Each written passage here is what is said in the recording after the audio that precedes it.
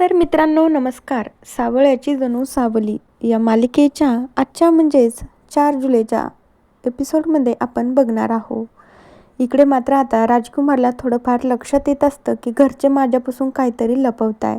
तर दुसरीकडे आता अबीर सावलीकडे असा हट्ट करत असतो की आई मला पुरणपोळी खायची, तू बनवत का नाही? सावली मात्र पुरणपोळी बनवणार नसते, पण अबीर मात्र सावलीला इतका मस्का लावतो की आई नाही गं, मला खाऊ वाटते, तू बनव माझ्यासाठी. अबीर हे सगळं बोलल्याच्या नंतर सावली म्हणू लागते, गप्प बस बरं का तू आता. फक्त पुरणपोळीसाठी किती मस्का मारतोय, बाकीचे कामं सांगितले तर ऐकत नाही. बनवते मी तुझ्यासाठी पुरणपोळी. आता दुसरीकडे राजकुमारच्या असं लक्षात येतं की मला तर असं वाटतंय, सतत मला असं जाणवतं की घरचे खूप मोठं माझ्यापासून काहीतरी लपवताय. पण ते काय असेल? सावली जिवंत तर नसेल ना? आता सावली जिवंत तर आहे, पण या राजकुमारने तिला बघितलं नाही. जेव्हापासून राजकुमारने त्या आश्रमचं नाव बघितलंय तेव्हापासून त्याला चांगला संशय आला की ही सावली जिवंत आहे. आता त्यानंतर राजकुमार आता ज्या एका व्यक्तीला फोन करत असतो की राजकुमार त्याचा हुकुमाचा हिक्काच असतो. त्या व्यक्तीला तो फोन करून विचारणार असतो की खरंच ही सावली जिवंत आहे की नाही.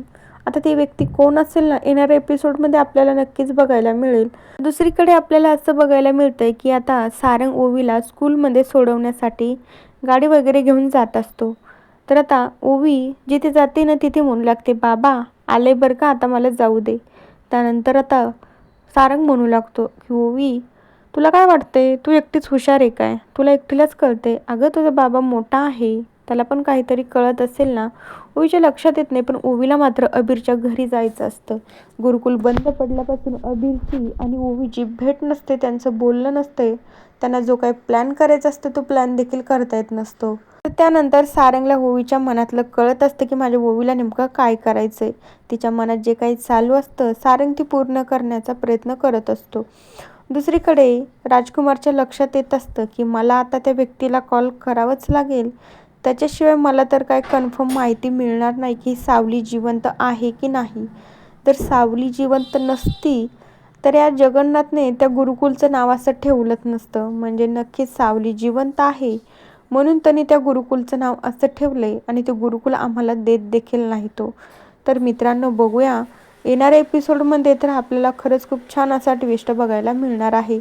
दुसरीकडे मोनिकाला वाटत असतं की या सावलीबद्दल मला या राजकुमारला सांगायचंच नाही, नाहीतर तो माझा जो काही प्लॅन चालू आहे ना त्याच्यामध्ये विघ्न आणल्याशिवाय राहणार नाही.